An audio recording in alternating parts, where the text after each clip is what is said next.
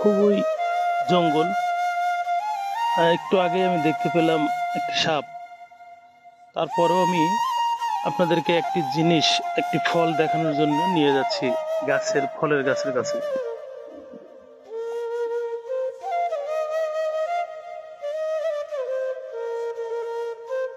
খুবই ঝুঁকি অবশ্য, তারপরেও আমাকে যেতে হবে ওখানে। এসে গেছি একদম সেই ফল। দেখুন তো কি নাম এই ফলের। আলহামদুলিল্লাহ, আলহামদুলিল্লাহ, পাখি খেয়েছে।